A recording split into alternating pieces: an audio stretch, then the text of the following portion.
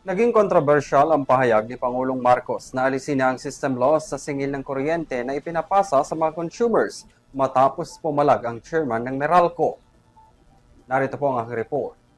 Maaaring ipatupad kaagad ng Energy Regulatory Commission o ERC ang pagpapababa ng singil sa kuryente pagdating sa system loss ng Meralco na nasa 6.5% ngayong taon na ipinapasa sa mga consumers. Pero bagamat maaari nang ipatupad ng ERC ang pagpapababa ng presyo nang hindi kinakailangang maghintay ng amendment sa batas, ang hindi pagbabayad ng non-technical loss sa consumers ay magiging malaking kabawasan sa kita ng mga distribution utilities tulad ng Meralco. Sa pamamagitan ng isang resolution, kaya raw ng Regulatory Commission na baguhin ang tinatawag na cap ng Meralco o Maximum Allowable System Loss habang gumugulong pa ang pagdinig sa Kamara para sa pagpapababa ng singil ng kuryente. Ang system loss ngayon ng Meralco is mga 6.5%. Okay? Kung ang technical niya ay yung unavoidable, hindi maiwasan mga 4 to 4.5%. Malaking portion pa rin yung technical loss. So ang pwede lang gawin ng ERC dyan ngayon, immediately, kung talagang gusto niya babaan, babaan niya yung technical loss from say 4.5% to 4% or 3.5%. So ando doon pa rin siya.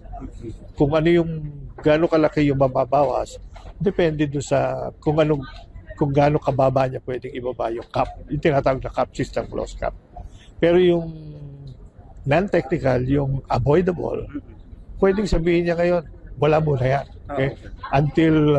Until magkaroon ng study, sasabihin ng Meralco, halimbawa, yung mga jumper, pero mga nawawala, sige, sagutin muna namin ngayon, pero eventually, papayag kayo na merong may iwan. Naging controversial rin ang pahayag ni Meralco Chairman Manny V. Pangilinan kung kanino kukunin ang system loss matapos banggitin ng Pangulo sa kanyang State of the Nation address na alisin na ito sa mga consumers. Ayon kay dating ERC Commissioner Alfred Non, malaking tulong para sa mga consumer kung ganap na tatanggalin ang system loss na tinatayang umaabot sa humigit kumulang na 45 billion pesos noong 2025. May dalawang uri aniya ng system loss pagdating sa mga players. Unang tinatawag na technical loss at non-technical loss o pagnanakaw ng kuryente. Total ng, kasi kung halimbawa yung nawalang energy, so much in terms of kilowatt hours, no? Yung value niya lumalabas do sa ng Meralco, aabot ng 45 billion ang halaga. Yun ang value niya. Okay? So part of that will be from generation, part from transmission. Meron yung value ng mga nawala, yung nanakaw or ano. So halo-halo na siya. So ang role ng ERC and DOH sa Congress ngayon, dapat himayin yan. Alin yung galing sa technical talaga, yung hindi maiiwasan, alin yung maiiwasan, at anong pwedeng gawin para mabawasan yung technical at mawala yung hindi maiwasan, yung maiwasan. Hiling naman ng ilang grupo na amyendahan na ang EPIRA Law na nagpapahirap anila sa mga consumers na pumapasan sa bigat ng system loss at taas sa singil ng kuryente. Tusin kagad dapat dun pagkatapos ng SONA, gawin kagad ng ERC. Kung gusto niyang gawin political issue binaba niya kagad ng 5% pero 6.5 daw sabi niya di ba?